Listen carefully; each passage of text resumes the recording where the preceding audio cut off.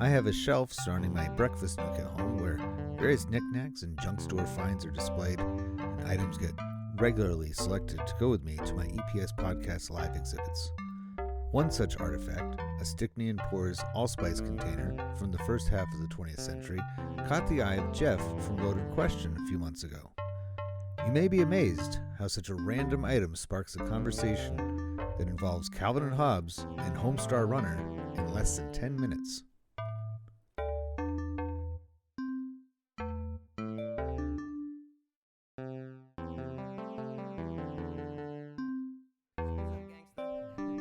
Jeff chose an item that I had just kind of decorating my breakfast nook that I never used, just a pile of stuff now, but Stickney and Poor's allspice, America's oldest spice millers.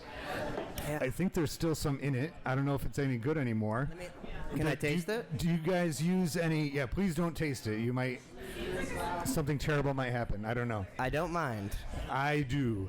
I don't think the insurance covers it. So this is the question I have for you is, where was this made and what locations are associated with it? So see if you can find on there anything where it was made. Boston, New England, right in Boston. Yeah, and so the spice itself probably came all the way from Sri Lanka or India or Madagascar or something out there. Where spices are from. Right, and not Boston. But did you see the name of the street? Oh, Spice Street, huh? Look at that. Yeah, and we were talking earlier about the Spice Girls, so I don't know if that's when they came to I'm America. actually one of the Spice Girls, that's why. You said you met one of them? No, I am one of them. Oh, okay. Yeah. Are you sporty or which Spice Girl are you? Poopy. Poopy Spice. I remember her. She was kicked out for smelling, and then she opened up her own spice. That's really cool, though. Spice Street, Boston, USA. I did not expect that, to be honest. So, what date would you put this packaging approximately? I'd say that's probably like a 30s thing. Yeah, I would put that around the same times too. So 30s, 1930s or so. By that point, we call allspice for a long time. Allspice was called pimento. That's how it was known, or pimenta or Jamaica spice. And it had all sorts of different names. But just the name allspice and the fact that they tell you where it came from, where does that tell you? Where do you think this was being utilized? Who was buying this, and what were they using it for? Based on the name, I'd assume everybody. Right. Everywhere. It's allspice. Allspice, as far as its flavor profile, I'd assume it'd be kind of shipped mainly to the continental U.S. Yeah. And I feel like by adding Boston, Massachusetts, Spice Street, add some credibility to it, because, since the colonial era, Boston was the busiest port in the entire British Empire, and they were bringing in all sorts of stuff from all over the world, and I guarantee you that's what they're still trying to make people think about here with this. Huh. Do you make the beer here at Loaded Question?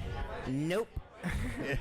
I actually used to work at a brewery called Tilton Brothers for a long time. Oh, yeah, I know Tilton Brothers. Down in Hampton, right? Exactly, yeah. It unfortunately closed in January, but beautiful beer, beautiful people, and from working there, I ended up landing in a beautiful place like Loaded Question. My question is to you, though. I have a quick question, if that's all right. Yeah. Why do you have this in part of your thing? So, I don't even know where that came from, but I have, as you can probably imagine from my collection of other random crap,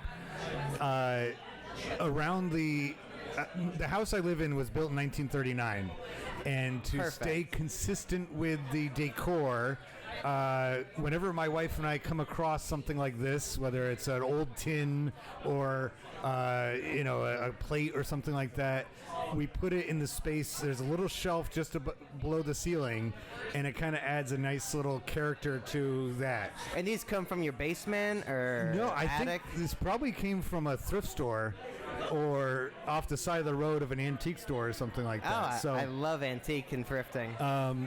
My wife works in Northwood, which is Antiques Alley. Okay. And as you drive up and down 202 or Route 4, excuse me, I'm having too much loaded question beer.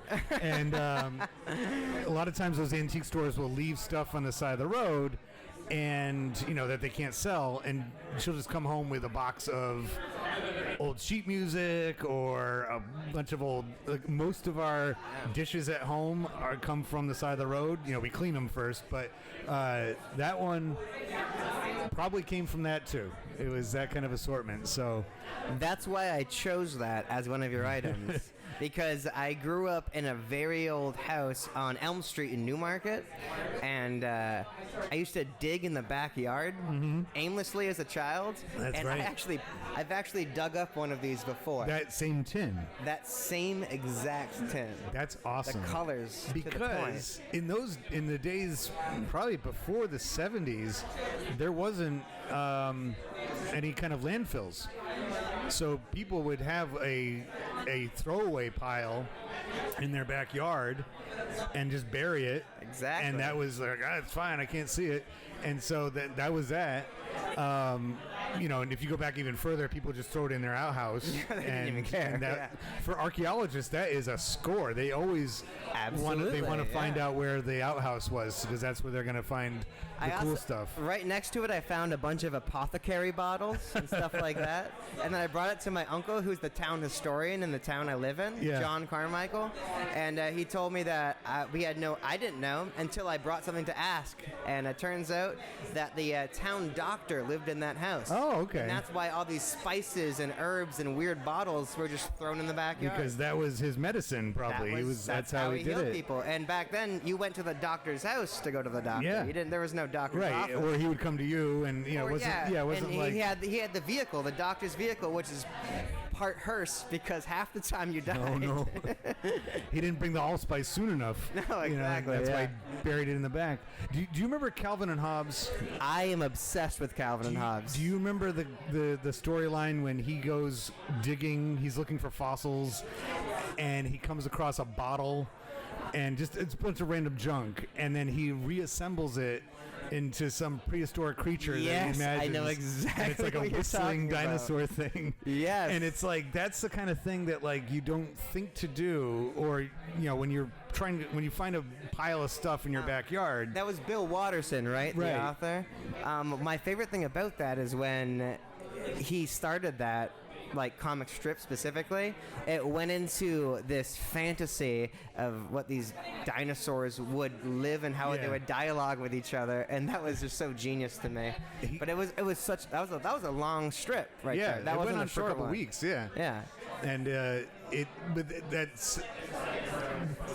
was funny because I think most of the audience of his comics could relate to doing exactly what you just described. And I know I did it too in my backyard. I remember coming across old bricks and I'm like, oh, this is probably from the Civil War. And my dad is like, no, these houses were built in the 60s. It's probably just the extra stuff that they didn't build the house with, and they just chucked it into the woods. And, exactly, yeah. But it gives kids something to do. So I mean, that was my favorite thing about being a kid, because when you hit a tree with a stick or you dig up an empty bottle, your imagination is left to tell you exactly what you did. And that is a world of possibilities right there. It can be ruined by people like me who will tell you exactly what it was for. And that's part and that of was my uncle, the historian. He's like, I know exactly what that is. Sorry, kid. It was. So thank you for stopping by. Oh, thank you very much. I'll let you get back to work. Appreciate you having me. Thanks again. I got to ask you one more question. Sure. Did you turn it off yet? No, I did not. All right. If you could pick a favorite dragon of all time, could you name a favorite dragon?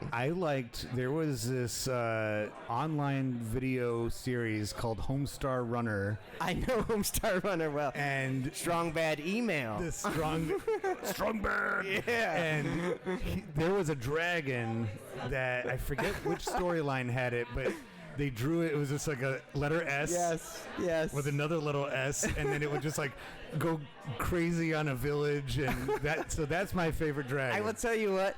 I've asked that question to a lot of people, and you just won that question. All right. You just won that question. Homestar runner. I got to go back to bartending. Thank you very much. Well, you know what they say. One man's expired, discarded allspice tin is another man's primary source. We are about halfway through Season 2 of the EPS Podcast. I hope you've enjoyed listening to what you've heard so far. Short episodes like this one, which are products of my EPS Podcast live exhibits, have been coming out on Tuesdays this season, while longer episodes, deeper dives into subjects, are posted on Thursdays. If you like what you hear, consider becoming a patron by going to patreon.com/EPS Podcast. Follow the show on social media, including YouTube, and especially on Instagram. I look forward to you tuning in again to the EPS Podcast, where everything is a primary source.